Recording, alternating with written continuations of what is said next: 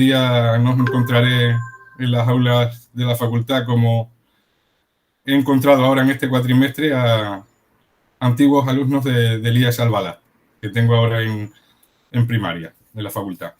Así es que nada, lo que voy a hacer va a ser un resumen muy breve, muy corto, de lo que me ha parecido a mí la serie sobre el CIS, estrenada por Amazon el 18 de diciembre pasado, y voy a dejar tiempo para que vosotros podáis preguntar lo que os parezca, porque creo que es interesante. Si alguien quiere profundizar algo más de lo que es mi opinión sobre la serie, hay una serie de entrevistas que me han hecho en algunos medios de comunicación, también una reseña amplia que escribí para el blog de la editorial del Despertaferro. Todos esos enlaces se los puedo pasar a Ramón para que os los comparta después. También un enlace a un vídeo de Academia Play sobre el Cid Campeador, cuyo guión escribí. Pues todos esos enlaces se los pasaré en un documento a Ramón para que os los comparta. Bueno, ¿qué decir de esta primera temporada de la serie El Cid? A mí, desde luego, me parece una gran noticia que se estrene una gran superproducción sobre el personaje, sobre el Cid, ¿no? Porque el Cid es un personaje que todavía está rodeado de mucho tópico y de mucho mito, porque hay que distinguir a dos personajes: a un personaje histórico que conocemos, un personaje de la segunda mitad del siglo XI, un caballero, un señor de la guerra que consigue dos grandes logros militares, como son la conquista del reino de Valencia, no solo de la ciudad, sino de toda la taifa de Valencia, y también el hecho de haber resultado invicto en distintas batallas campales en las que él se enfrentó contra enemigos de distinta naturaleza. En una época en la que la batalla campal no era tan abundante como hoy día podemos creer, en una época en la que los líderes militares preferían evitarla antes que afrontarla. Sin embargo, el Cid parece que en alguna ocasión, lejos de querer evitar ese tipo de combate, lo buscó para alcanzar distintos objetivos y siempre resultó victorioso. Es el único guerrero que consigue derrotar a los almorávides, que es una fuerza nueva que está entrando en ese momento, en el plazo de unos 30 años. Todo ello serían argumentos para que se convirtiera en un mito, una de cuyas primeras manifestaciones más evidentes es el famoso Cantar de Mio Cid, que ya nos está presentando a otro personaje que no es el histórico. Entonces, en esta serie lo que vamos a encontrar, al menos en esta primera temporada, es a un Cid histórico. Es un Cid de los primeros años, es un Cid iniciático, es un Cid inicial, un Cid niño y especialmente ya adolescente ya entrando en la edad adulta. Un Rui que llega acompañado de su abuelo a la corte de León. En estos momentos no existe el reino de Castilla, hay que decirlo, lo que existe es el reino de León. Y también la idea de imperio, una idea de imperio radicada en el propio León, una idea de imperio que tiene varios siglos de evolución y que en esta época es plenamente vigente. El rey de León es Fernando I de León, que todavía es conde de Castilla. Fernando I nunca llegó a ser rey de Castilla, perdón. Rey de Castilla fue ya su hijo Sancho, cuando él divide sus reinos, sus dominios entre sus hijos. Fernando I se ha convertido en rey de León porque se casó con la reina Sancha. La reina Sancha tenía un hermano que era rey de León, el rey ese murió en una batalla, pasó el poder a Sancha y Sancha se lo transfiere a Fernando. Esos detalles aparecen bien reflejados en la serie. Tenemos una serie de personajes que son los hijos de ese matrimonio, de Fernando y de Sancha, que son Sancho, Alfonso, García, Urraca y Elvira. Especial protagonismo va a tener en esta temporada Urraca, la infanta Urraca, que es un personaje muy interesante sobre el que tenemos cierta información histórica. Y esa información histórica que tenemos pues nos permite ver rasgos que conectan y que son reflejados en la serie. Personaje que actuaría como consejera importante de quien luego sería emperador leonés, rey de los reinos de León Castilla, como es Alfonso VI. Sería su gran soporte, su gran consejera sería precisamente la reina Urraca, y es muy llamativo, o sea, la infanta Urraca, y es muy llamativo que Alfonso llamara a su hija la primera reina privativa de Europa precisamente Urraca. Y eso seguramente no es ninguna casualidad. Perdón. que tengo un poco de tos y... Pues ahí lo que tenemos es en esa primera temporada un Rodrigo joven que llega a la corte del rey Fernando, no sabemos muy bien en calidad de qué, podría ser una especie de rehén, porque la familia de Rodrigo, o al menos una rama de la familia de Rodrigo, había protagonizado rebeliones contra el rey Fernando. A lo mejor la razón de ser de la estancia o de la crianza de Rodrigo Díaz en esa corte sería la de garantizar la fidelidad de sus parientes. No lo sabemos, se puede intuir, ¿vale? Se puede perfectamente defender esa hipótesis, no aparece eso en la serie, pero bueno, el caso es que está allí y llega para convertirse en caballero y para servir al rey. En esta época no es fácil ser caballero. Para ser caballero se necesita pues una cierta capacidad económica, porque el armamento del caballero es muy costoso. ¿Cómo se puede financiar ese armamento tan costoso? Un armamento consistente pues, en lo defensivo en una cota de malla, esa loriga larga, esa túnica de cota de malla que llega hasta la altura de la rodilla, un escudo, una lanza, una espada y principalmente un caballo. De ahí lo de caballero, ¿verdad? No todo el mundo tenía capacidad para financiar ese armamento tan costoso. Algunos lo conseguían gracias a rentas que cobraban de las tierras que tenían a su nombre o bajo su titularidad. Otros lo lograban o conseguían tener ese equipo de caballeros porque había un señor o un rey que se lo financiaba, que se lo pagaba. ¿Qué distingue al caballero en esta época de otro tipo de combatientes? Porque no solo hay caballeros, hay también, y en proporción mayor, guerreros que combaten a pie, que son los infantes o son los peones. ¿Qué es lo que hace que la caballería sea superior en este momento? Bueno, pues aparte de ese armamento tan costoso, también el hecho de que es un individuo que pasa prácticamente su vida entrenándose para la guerra.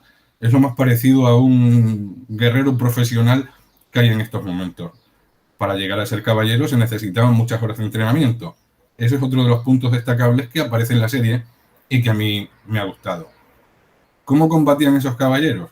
Bueno, pues en estos momentos, en la época del Cid, empieza a cambiar un poco la manera de combatir del caballero y se desarrolla una táctica guerrera que se llama lanza en ristre o lanza acostada, que es la típica imagen que tenemos del caballero con una lanza en ristre, ¿verdad?, debajo de la axila, que se enfrenta así al enemigo en grupo formando una carga de caballería. La carga de caballería pues va a ser como si dijéramos el tanque de la época medieval, que arrasa todo lo que pilla en su camino si se dan las condiciones. Esas distintas maneras de empuñar la lanza y esa evolución hacia la lanza en ristre también aparece reflejada en la serie. ¿Qué otros poderes? Ya hemos hablado de reyes, de infantes, de príncipes, hemos hablado de caballeros, son dos de los tres principales poderes medievales y falta uno, que es la Iglesia. Fundamental para entender la evolución histórica medieval y también fundamental para entender el propio tiempo del Cid. ¿Cuál es la mayor autoridad de la Iglesia en esos momentos? Pues es el Papa de Roma, ¿verdad?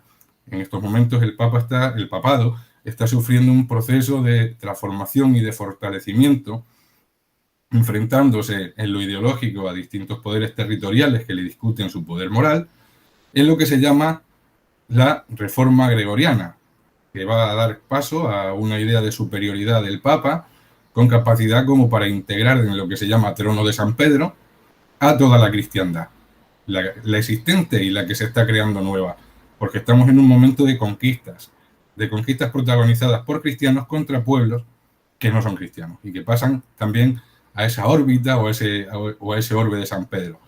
La figura eclesiástica que aparece en la serie es un obispo Bernardo. No hay ningún obispo Bernardo en la época en la que se trata aquí.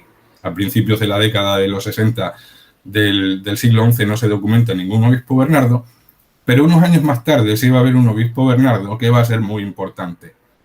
Un obispo Bernardo de Séridac, que es de origen francés y que es cluniacense. El movimiento cluniacense es esencial para conocer la alta y la plena Edad Media.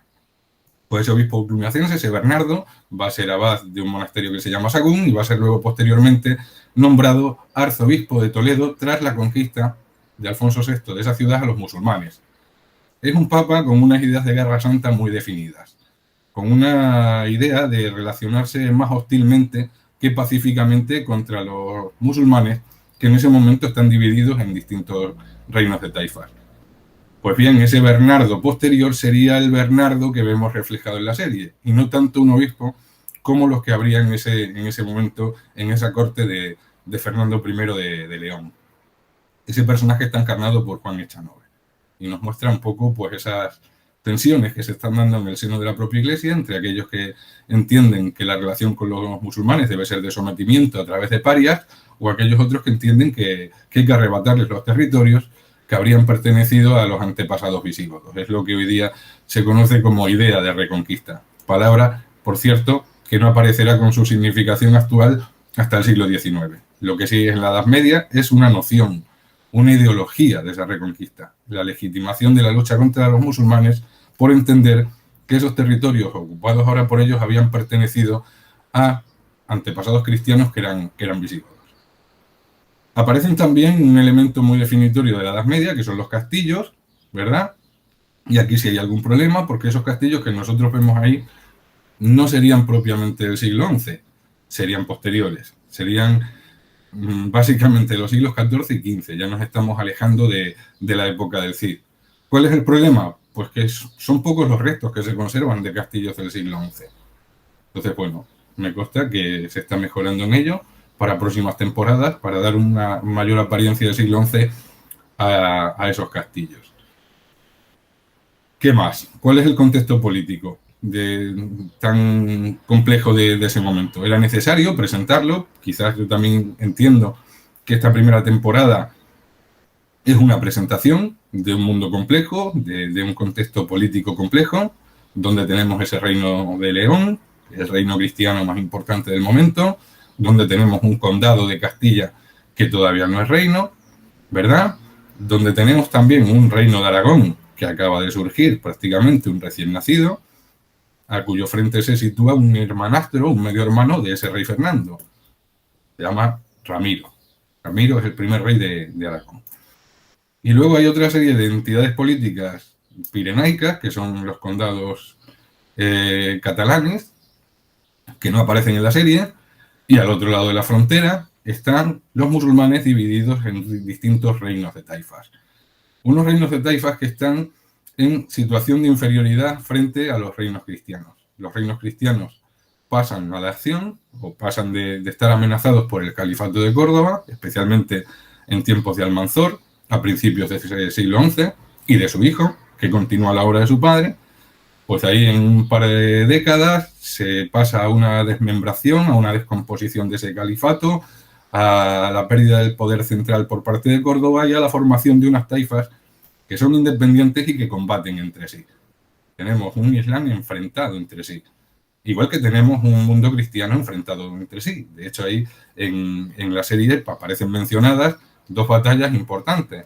Dos batallas como la de Tamarón del año 1037 y la de Atapuerca del año 1054, gracias a las cuales Fernando I, ese rey de León, consigue ampliar su territorio y también ampliar su poder.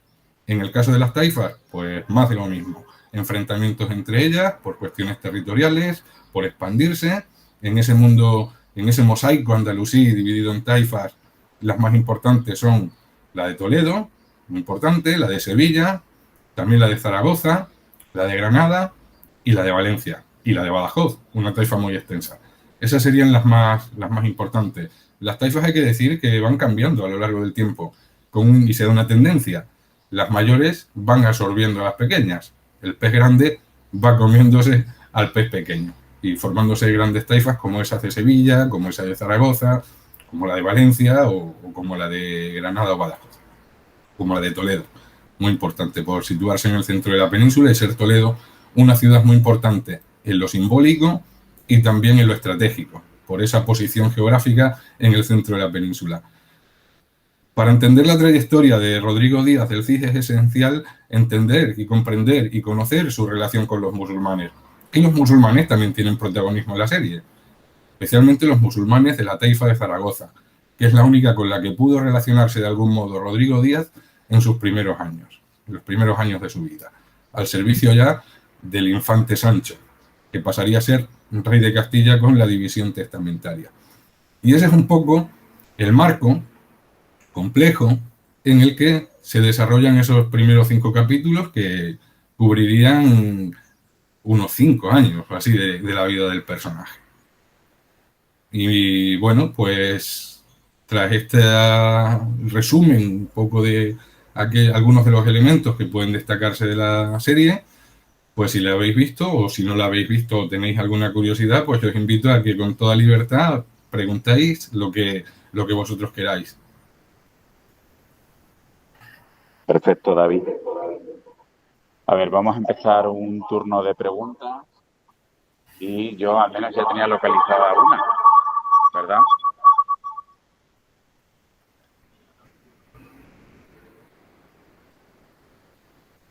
Te decía que al menos yo tenía localizada una. ¿Quién era? Rodrigo, ¿eras tú el que ibas a preguntar? ¿Me oyes, David? Sí, sí.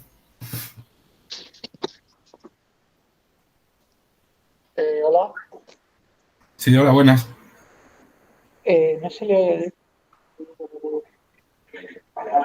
oye. Bueno, me llamo Rodrigo y mi pregunta era que si ves que hay demasiada ficción en la película, me refiero porque hay escenas que son muy peliculeras y no me refiero a anacronismos solo que a lo mejor se ven a despiste o a la imposibilidad de conseguir ambientes o decorados de la época, porque como has dicho no hay muchos castillos del siglo XI. Y no sé, aspectos como las conspiraciones demasiado exageradas, que todo el mundo lo sabía, excepto él, excepto el rey. Ah, eso era.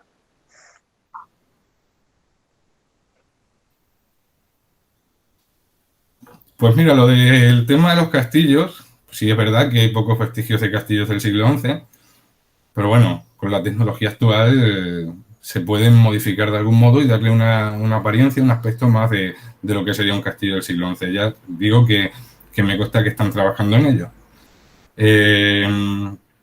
En cuanto a las tramas esas un poco retorcidas que aparecen en la serie, pues son evidentemente lo que llaman licencias poéticas. Licencias poéticas que puede permitirse un producto de ficción, como al fin y al cabo es la serie del cine. No hay ninguna constancia histórica, por ejemplo, no quiero destripar para quien no la haya visto, ¿no? Pero que la mujer del rey esté implicada en una conspiración, no, de eso no tenemos absolutamente nada, ni siquiera que esa reina Sancha hubiera apoyado o alentado de alguna forma algún tipo de rebelión contra su marido. Parece que es un matrimonio que se llevaba bien, y bueno, y así lo muestra la descendencia amplia que tuvieron, ¿no? Más tramas así retorcidas, como lo de intentar asesinar al rey durante una justa. Bueno, pues que hay que decir también que en esta época todavía no existen las justas. Las justas hay que diferenciarlas de los torneos, porque hay una cierta tendencia a confundir una cosa y otra. Una justa sería un combate individual de 2 caballeros en una liza, que aparecen en la serie, ¿verdad? La típica imagen. Ese tipo de espectáculo caballeresco no surge hasta la segunda mitad del siglo XII y desde luego el gran siglo de las justas es el XIII. En el momento de la existencia del CID estaban empezando lo que se llamaba torneo y el torneo era un combate por equipos en un terreno amplio y acotado con el objetivo principal de conseguir el botín del adversario, sus caballos, sus armas, sus armaduras. De ese torneo, que es un combate por equipos, se evolucionaría a esa justa que es el combate individual. Eso es otra licencia. En esa época, ya te digo, Rodrigo, que te llamas como Rodrigo, que no se daría. Más licencias que han podido permitirse, bueno, pues también lo de ese obispo es un poco una licencia. Hay un personaje que es un poco antagonista que se llama Orduño, que está ambientado en un personaje histórico llamado García Ordóñez, que sí tenemos constancia de que es enemigo histórico de Rodrigo Díaz en la corte leonesa, y ahí lo que han hecho es fusionar un poco, interpretar un personaje histórico y llevarlo a otro terreno. ¿Qué más tramas así un poco retorcidas? Pues bueno, sí, la conspiración es verdad que le dedican mucho espacio, pero lo que sí es cierto es que Fernando I posiblemente, seguramente nunca fue bien visto por esa aristocracia leonesa, porque recortaba sus privilegios y porque ellos culpaban de alguna forma a Fernando de la muerte de su rey. A Fernando no dejaban de verlo como un extranjero, como un pamplonés que había llegado, que le habían hecho conde de Castilla y que le habían casado con la hermana del rey, y que bueno, qué casualidad que el rey había muerto en una batalla. Pues lógicamente en este momento los reyes tienen un poder relativo. Quien otorga poder al rey verdadero son sus vasallos nobles. Y lo que sí sabemos es que a Fernando le costó, una vez muerto el rey, proclamarse el rey de León, y encontró resistencia especialmente en la ciudad de León. Tardó un año en poder entrar a la ciudad de León, porque quien dominaba esa ciudad, especialmente sus murallas y sus torres, las llamadas Torres de León, eran esos aristócratas que habían sido vasallos del rey muerto en la batalla. Y bueno, esos flaines, hay un conde que se llama Flaín, ¿verdad? Es una familia muy poderosa de León, pues protagonizarían algunas rebeliones a lo largo del reinado. Una de ellas, precisamente en los años finales del reinado, como aparece en la serie. O sea, ahí sí tendríamos una conexión. Lo demás, envenenamientos, pues ya te digo, son lo que llaman licencias poéticas. No sé si te respondo. Si tienes alguna otra pregunta, pues adelante. Si has visto la serie y es algo que te llame la atención.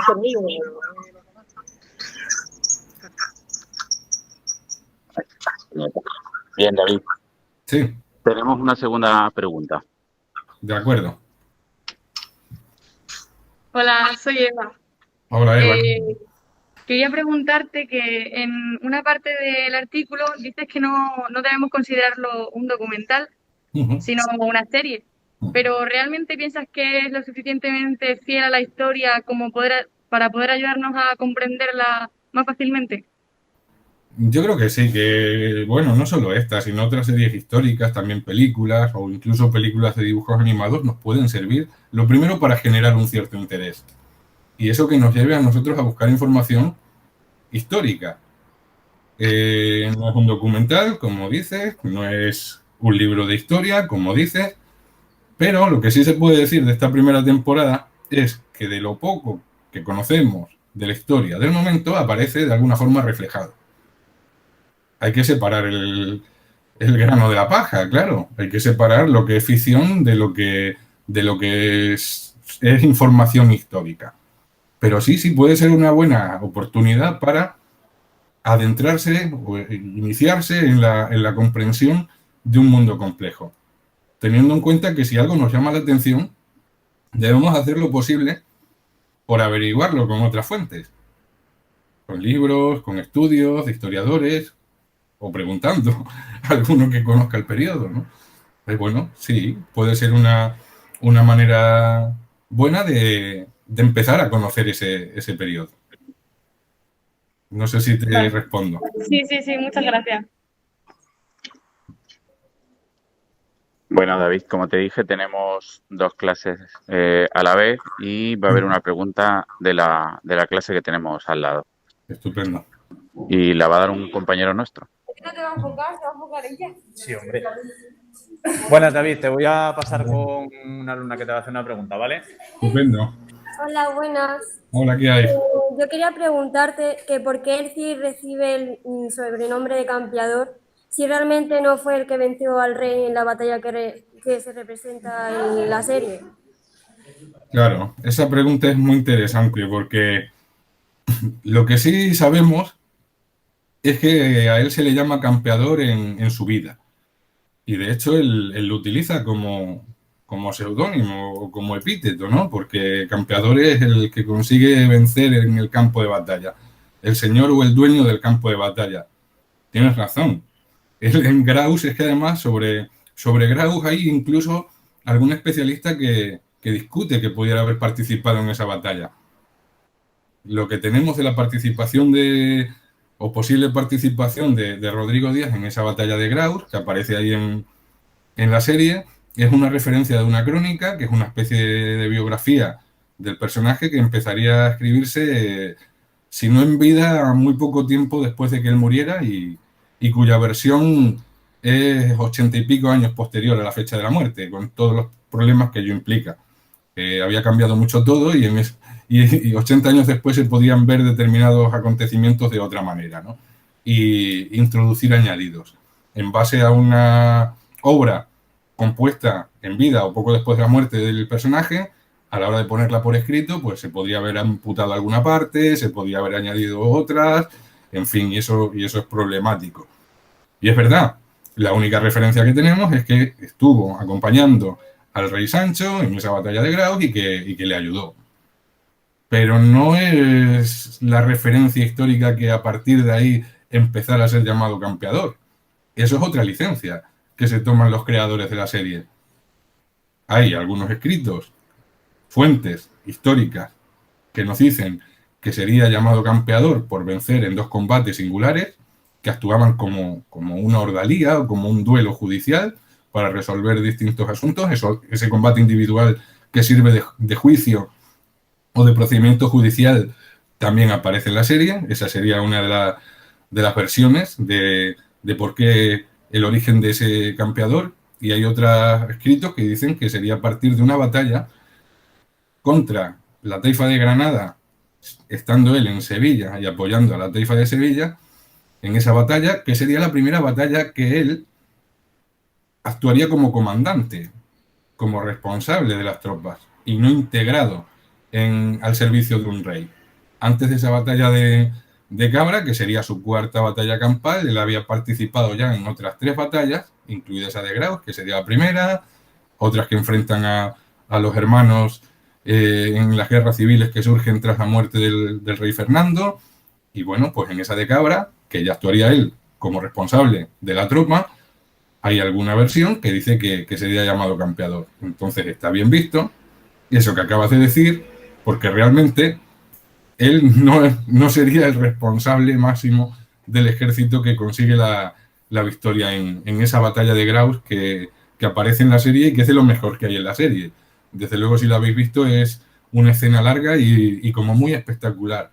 Y como que nos acerca a los sonidos y a las sensaciones que podrían experimentarse en una batalla de ese tiempo. No sé si te respondo.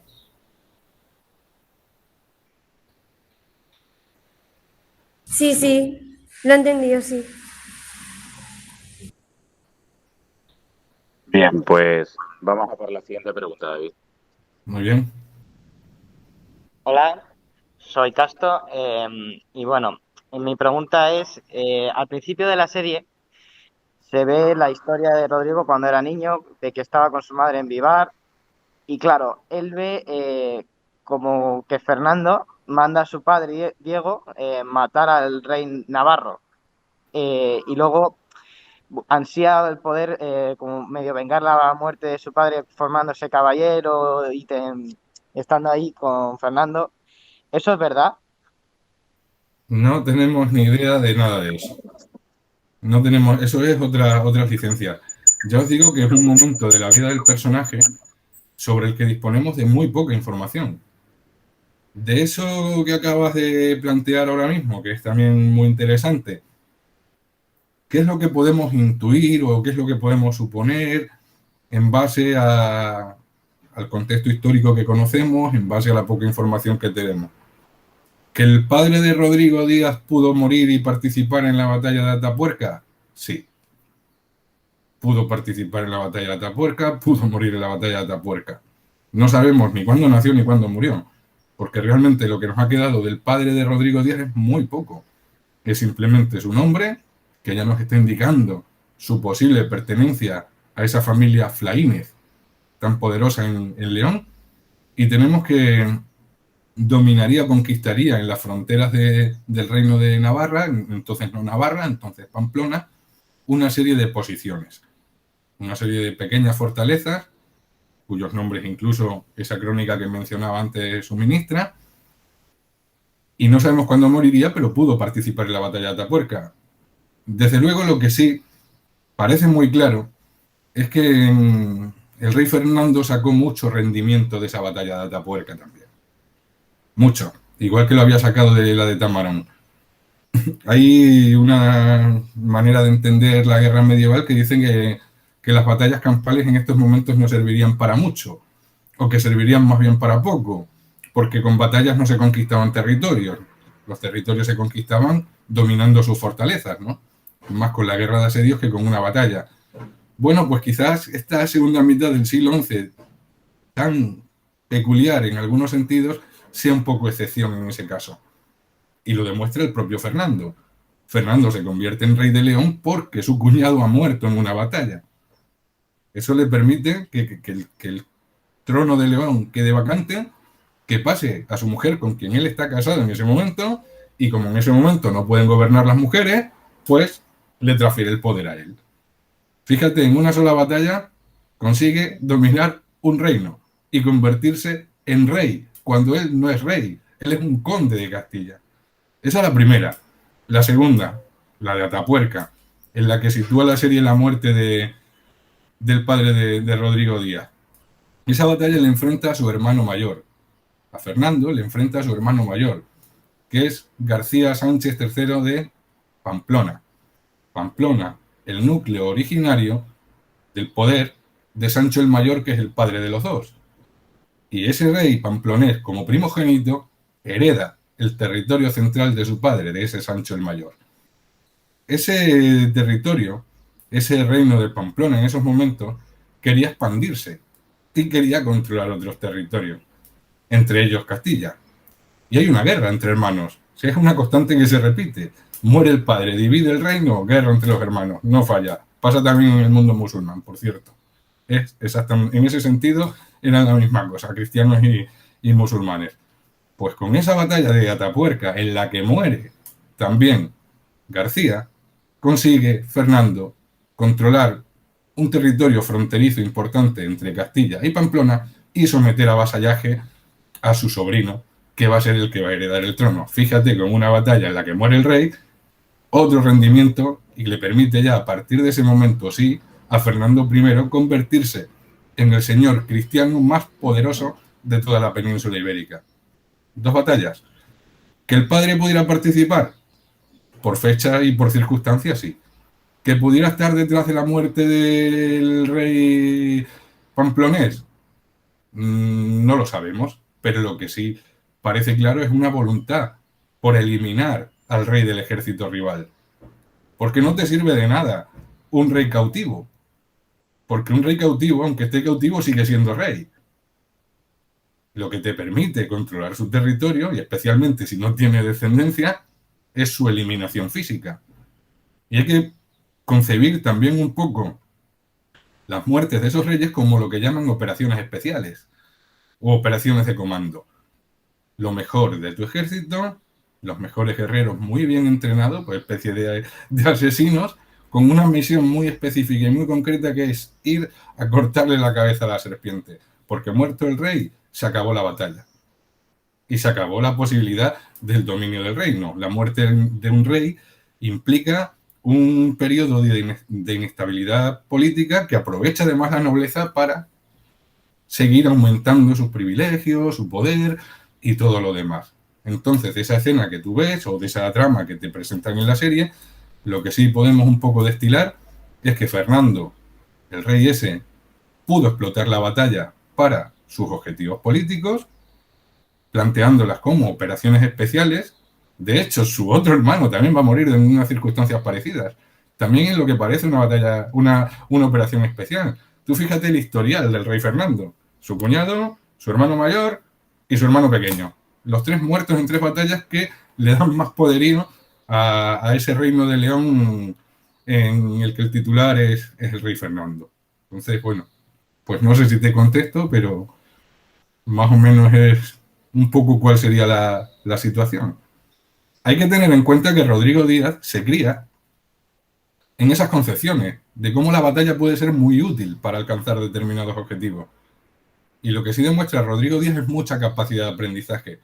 Y él, Rodrigo Díaz, va a sacar petróleo de cada una de las batallas, que son varias, en las que se ve implicado. O sea, a veces ya digo que la va incluso a buscar, porque entiende que es la manera más fácil y más rápida de conseguir un objetivo, ¿no? Una mentalidad muy parecida tendría ese rey Fernando. Y que la muerte de su hermano estuviera contemplada como un objetivo, a mí no me cabe ninguna duda. Por las consecuencias que luego acarreó, siempre beneficiosas para el rey Fernando, por cierto. No sé si respondo bien o... Sí, tengo otra. Dime. El abuelo de Rodrigo, yo es la primera vez que oigo hablar de él y aparece como de la nada. ¿Podrías comentar un poco de la historia que tiene el abuelo? Del abuelo, en este caso ese Rodrigo, puede estar inspirado en el abuelo materno, el padre de la madre, que sería una figura relativamente importante en el contexto de Asturias, de lo que hoy día se llama Asturias. Sería de la familia Álvarez. Era una de las familias nobiliarias importantes de ese momento. No había muchas familias nobiliarias importantes en ese momento. Una de ellas sería esa familia Álvarez, a la que pudo pertenecer el abuelo materno, padre de la madre, de Rodrigo Díaz. Sería ese personaje, de esa nobleza obetense de la que también procede luego Jimena, precisamente. De hecho, habría un cierto parentesco entre Rodrigo y Jimena a través de esos Álvarez, importantes en lo que llaman solar asturiano, que es una parte del reino de León, pero también con una identidad propia.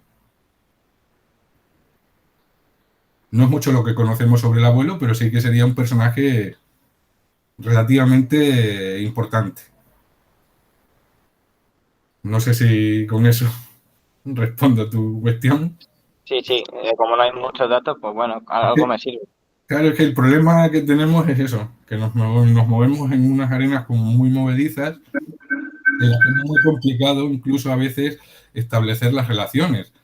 Porque de la madre de Rodrigo Díaz no tenemos prácticamente ni el nombre. Entonces eso ya de alguna forma te corta la continuidad para establecer y conocer una secuencia familiar, ¿no?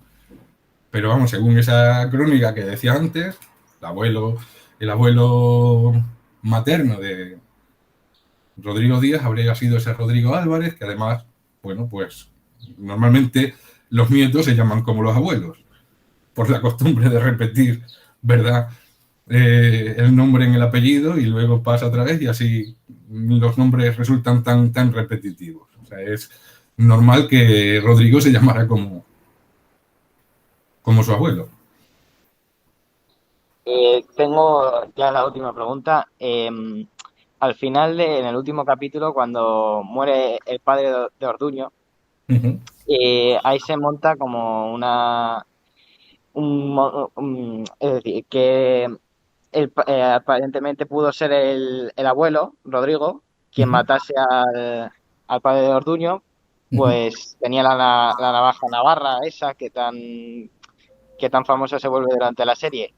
Eso también pasa cuando muere el rey Fernando, que en el funeral, cuando se está dando el pésame, se muere así de la nada y ya está. No, eso es otra licencia.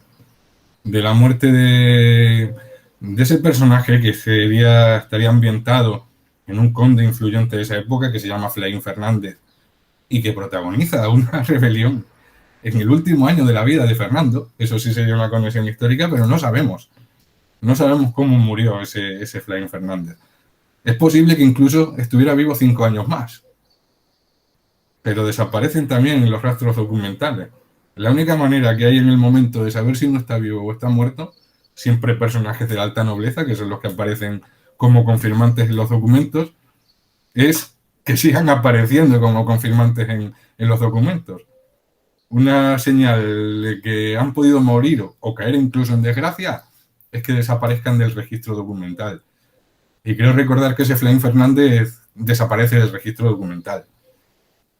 No sabemos si fue ajusticiado, no sabemos si fue asesinado, incluso puede que muriera 5 años más tarde, pero desde luego así tal y como lo presenta la serie, pues es otra de esas licencias, de esas concesiones a la ficción que ya digo son necesarias para darle como más agilidad y más atractiva a la trama, ¿verdad?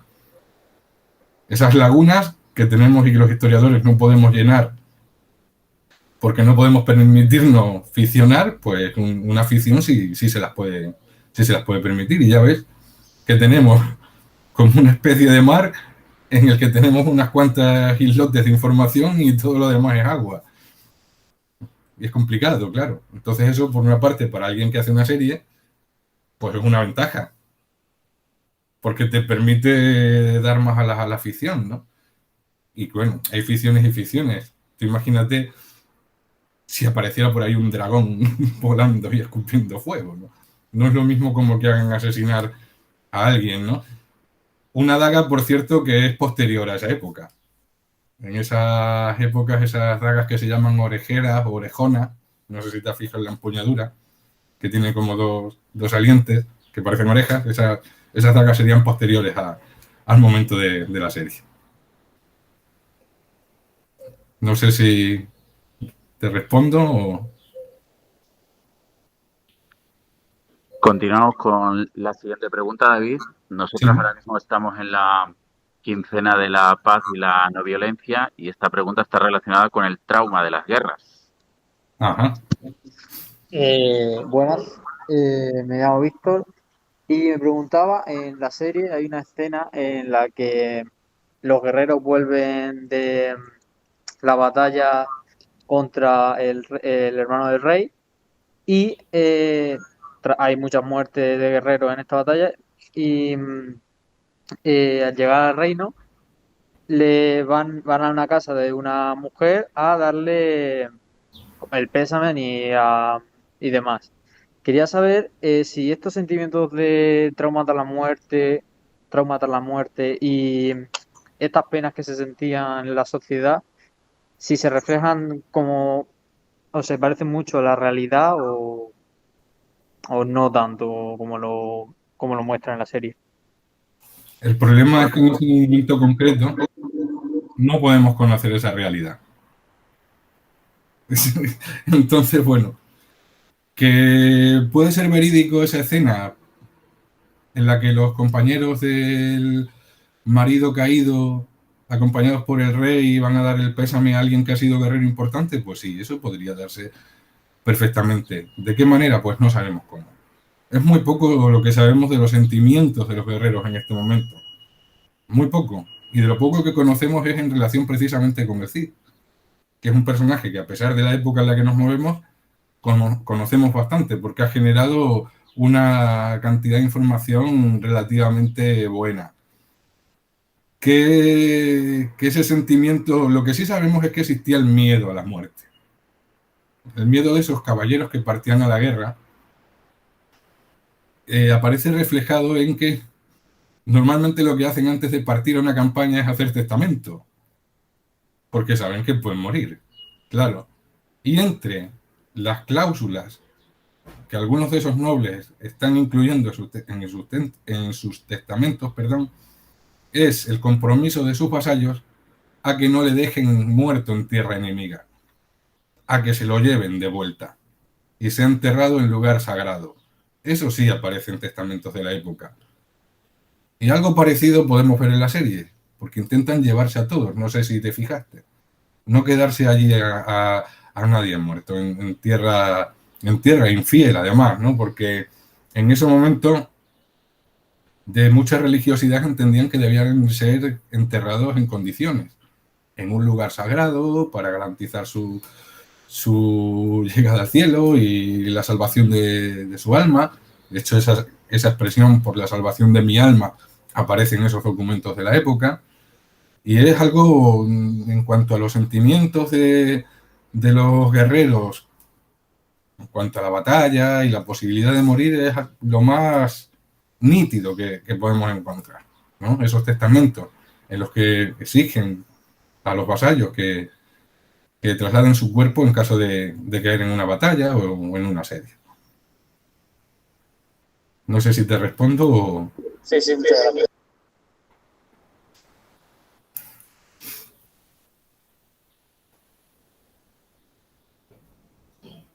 No sé. Ahora vamos a pasar a un alma de la corona de Aragón, que te va a hacer una pregunta desde el confinamiento. Jaime, cuando quieras. Hola, me llamo Jaime, alma de la corona de Aragón. La pregunta era que en algún momento al principio, cuando has hablado de, ¿cómo se llama el señor? Del obispo Bernardo, la inspiración real pertenece a un movimiento eclesiástico, pero si puedes explicar qué es ese movimiento eclesiástico, es que no recuerdo el nombre. Pues estaría bien, porque no sé lo que es. Muchas gracias. Sí, me refería al movimiento cluniacense. No sé si os suena la Orden de Cluny, que es una gran... A mí personalmente no, pero a lo mejor hay alguien que sí. Pues es Cluny con Y, es un movimiento de reforma monacal, de reforma de los monjes, de la vida de los monjes, muy basada en la regla de San Benito, el ora y labora, famoso, reza y trabaja, y que surge a finales del siglo X en la región de Borgoña, en Francia, en una abadía que se llama precisamente Cluny. Ese movimiento reformador coincide, o va a coincidir más adelante también, con esa reforma gregoriana. Y algunos de esos abades de Cluny, que se va a extender rápidamente por toda Europa, el movimiento cluniacense, y se van a fundar o se van a convertir otros monasterios anteriores a esa mentalidad cluniacense, va a ser como la gran red transmisora de las ideas reformadoras de los papas del momento. Incluso va a haber momentos en el que esos abades de Cluny van a rivalizar en poder con los papas, y por eso se les llama papas negros. Negros no porque fueran negros, sino porque el hábito de los monjes cluniacenses era de color negro. Hay algunos abades como Hugo, Seymour, que van a ser muy influyentes, y Cluny precisamente va a ser una cantera no solo de obispos que se van a implantar en distintas zonas de Europa, sino que también va a ser una cantera de algunos papas muy importantes. Papas como Urbano, que predica la primera cruzada, o como el posterior Calixto, van a haber sido previamente monjes cluniacenses, igual que este Bernardo, en el que se inspira el Bernardo de la serie del Cid. Pero no solo eso. Aquí en la península ibérica, el obispo que va a nombrar directamente el Papa en Valencia, en esa Valencia conquistada por el Cid, es también cluniacense. En fin, es un movimiento porque una de las características de esa orden de Cluny es su capacidad expansiva, no solo su idea de guerra santa, porque actúan a la manera de señores feudales que se van implantando en distintos territorios. Nosotros nos imaginamos a un abad y le vemos ahí rezando con su tonsura, pero son señores, y son señores que tienen capacidad además militar, ¿no? Porque dominan territorios que tienen que defender. Y tienen además una ventaja que no tienen los nobles laicos, y es que tienen en sus manos un arma ideológica que es muy efectiva en estos momentos, que es el miedo al infierno, y es su vínculo con el Papa, ¿no? Y en estos momentos tenemos que entender que la nobleza, fíjate lo que decía antes de los testamentos, o sea, tienen una fe interiorizada, no quieren morir en la batalla, en el asedio o lanzando una racia y que su cuerpo se quede por allí en cualquier parte. Exigen a sus vasallos ser trasladado para ser enterrado en condiciones. Pues a eso es a lo que me refería, a ese movimiento cluniacense, que fue además también un gran propagador del arte románico en ese momento, por distintos puntos de Europa. Es otra de las características de la Orden de Cluny, que es un gran propagador no solo de ideas papales, reformadoras, sino también de esa cultura del románico, de ese movimiento cultural y arquitectónico. Bueno, pues ya vamos a cerrar. Si te has dado cuenta, David, ya estamos rascando, vamos más allá de lo material y nos vamos a lo ideológico, ¿no? Sí. Y vamos a cerrar con una pregunta sobre la construcción del mito, que hasta cierto punto es la clave de bóveda de todo lo que estamos viendo aquí. Hola, yo soy Elena y quería preguntarte qué hay realmente de mito y de realidad en eso que se le asocia de condición de mercenario o de figura referencial política al Cid hoy en día. Vale. Figura referencial política, nada, eso es un mito. Es un mito que además es un mito que se crea muy poco tiempo después de la muerte del personaje histórico. Mercenario. Hoy día es que entendemos mercenario de otra manera, ¿no? Con unas connotaciones peyorativas, como de alguien que se vende al mejor postor y demás, ¿no? Mercenario, entre sus significaciones en el diccionario de la Real Academia, es, lo puedes buscar, no lo recuerdo exactamente, pero es alguien que combate por alguien, por dinero y sin motivación de fe o ideología. O sea, como alguien que combate por alguien porque le pagan, ¿no? Algo así te dice la definición de la RAE. Teniendo en cuenta que el término mercenario no existe en el momento, en la época del Cid, tampoco existe feudalismo y hablamos de feudalismo, ¿verdad? O sea, tampoco existe reconquista y hablamos de reconquista. En fin, tampoco existe Edad Media y hablamos de Edad Media. Tampoco existe mercenario y podemos hablar de mercenario. Sí, porque Rodrigo Díaz, durante un periodo de su vida, combate para alguien sin motivación ideológica y simplemente por dinero. Y es durante su primer destierro al servicio de los taifas de Zaragoza durante 5 años y pico. Ahí empezaría como un comandante mercenario puro y duro, pero que evoluciona durante esos años. Ya no es un simple mercenario. Ya cada vez se le está confiando más asesoramiento político hasta convertirse pues como en una especie de ministro de defensa, como el responsable de la organización y los recursos militares de la taifa de Zaragoza. Como eso, como un ministro de defensa, pero bueno, que es un ministro de defensa que se implica personalmente en los combates, porque esa es otra de las claves del personaje, otra de las claves que además van a generar mito, porque él participa también en la batalla y se convierte en un arquetipo caballeresco, que es el que vamos a ver luego en el Cantar de Meocid y de ahí en adelante. En cuanto referente de un salvapatrias que mito de la reconquista, héroe nacional y demás, eso es todo retórica e ideología posterior. Porque su plan no era defender una España que ni siquiera existía como idea en ese momento. Había una Hispania que era como una herencia cultural y mental de lo que había sido la España visigoda. Pero no la España esa de las connotaciones del siglo XIX en las que sitúan ahí como gran adalid de la cristiandad a Rodrigo Díaz. Rodrigo Díaz iba a lo suyo, y lo suyo era conquistar un reino, porque entendía que tenía posibilidad de hacerlo, y porque entendía que dentro de su reino, de su lugar de origen, no hubiera podido prosperar.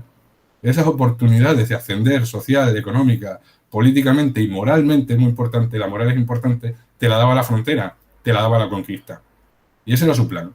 Incluso llega a enfrentarse a su rey, no en un campo de batalla, pero sí saqueándole el territorio para apartarle al rey de Valencia, cuando el rey intenta dominarla. Entonces, bueno, pues es todo pues propaganda ideológica, en este caso sería del nacionalismo español, como otros nacionalismos tienen a sus propios héroes y a sus propios símbolos. No hay nada que genere más ideología que un símbolo muy potente, y desde luego el Cid es un símbolo muy potente. No sé si te he respondido, es muy interesante la pregunta, pero...